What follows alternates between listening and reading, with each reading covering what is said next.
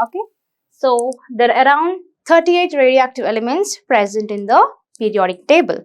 Okay, so far let's discuss about the characteristics of elements. Okay, characteristics of elements. So we discussed the characteristics of elements. The first one is the element is a pure homogeneous substance. Okay, it's a pure homogeneous substance.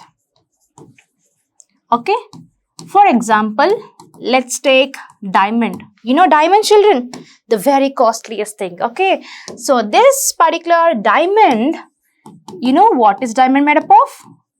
Diamond is made up of pure carbon atoms. C atoms. C in the sense carbon. Okay, in the periodic table you have seen the word carbon. I'll show you again. Okay, here did you see the word C over here? The sixth element, carbon. Yes. So diamond is made up of pure carbon atoms. Okay, so the first characteristic of an element is something that it is having a pure homogeneous nature. Okay, and the second point is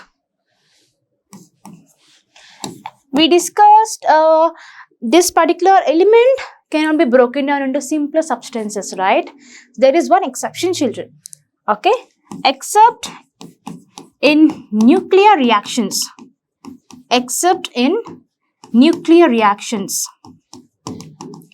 Except in nuclear reactions, element cannot be broken down into any other new substances. Okay, except in nuclear reactions, elements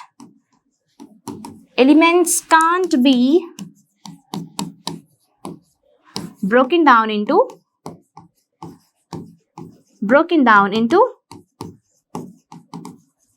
simpler other substances. Okay, so this particular elements are pure homogeneous in nature, and except in nuclear reactions, elements cannot be broken down into simpler substances. Okay, you know why? No, why it is called as homogeneous substance? Yes, it is made up of only one kind of atoms.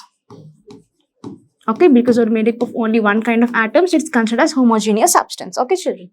So next comes atoms are the smallest unit of element. Okay, so far we discussed the breaking of silver into small pieces, right? After breaking into simpler substances, you left over with only silver particle, and that is called as atom.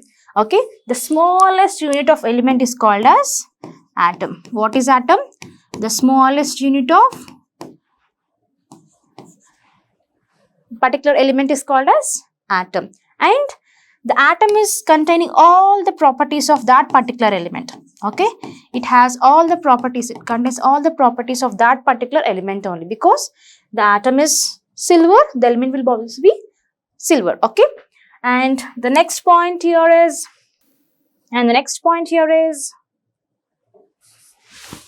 elements may occur in free state in nature. Okay, free state in nature, and also in the form of compounds. Elements can occur in free state or else in the form of compounds. Let me give you an example for this. Okay, so in free state in nature, elements can be represented with, you know, helium, carbon, okay, gold, platinum, copper. These are all the symbols, children. Okay, don't confuse these symbols of the particular elements. Okay, so they may occur in free state in nature or else in the compounds. Compounds have, okay, you know, water, H2O. Yes, you know, NaCl, the table salt. So far we discussed. Hey, water, H2O is something but water. Okay, the water we drink daily. Yeah.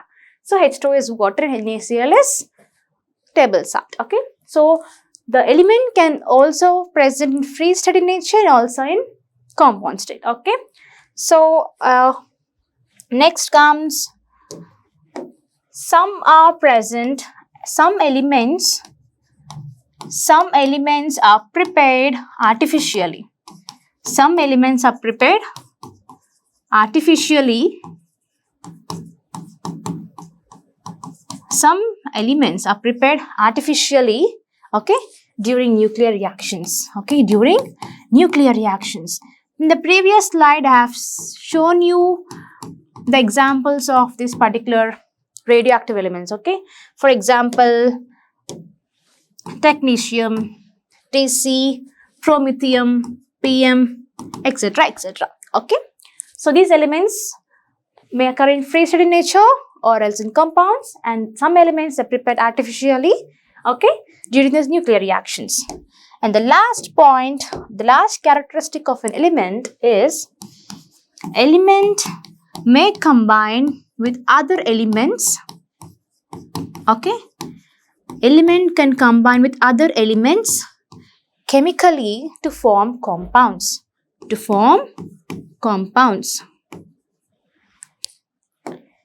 Element can bond with other elements chemically to form compounds, okay, compounds, yes, okay. For example,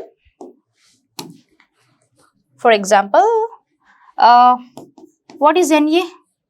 Na is nothing but sodium, okay, sodium atom, and we'll consider chlorine, okay. Chlorine is present in Cl to form chlorine gas, okay. So Na is sodium metal and Cl is chlorine, and here if you combine these two, you will get compound called as NaCl,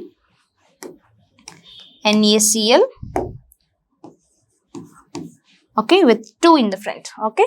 2 atoms of sodium and 2 of chlorine combine together to form 2 NaCl, which means the table side, which means the compound, okay. One more example, carbon and oxygen. Carbon and oxygen. Carbon is an element, oxygen is also an element. So these both combine to give carbon dioxide, which is a compound, okay. Do you understand clearly, children? Carbon is a special element and oxygen is also a separate element, and these two combine to give a compound chemically, okay. So all these are the characteristics of an element. Hope you are clear with this, children. So in this particular chapter, we have discussed about 2 things, okay. The properties of matter in chemical composition, okay. So firstly, matter is divided into 2 categories based upon the physical properties and based on chemical properties. In the physical properties session, we have seen the physical properties of matter divided into 3 subcategories: solids, liquids and gases, okay. In the chemical properties, the properties of matter are divided into 2 categories. First one is pure substances and the other one is mixtures, okay. In that particular pure substance, it is also divided into 2 categories again, elements and compounds namely, okay. Until now, we have discussed about elements. What are elements, the characteristics and the properties, okay. So in the next session, you're going to learn what are types of elements, okay children. Hope you enjoyed this session and see you soon. Bye-bye.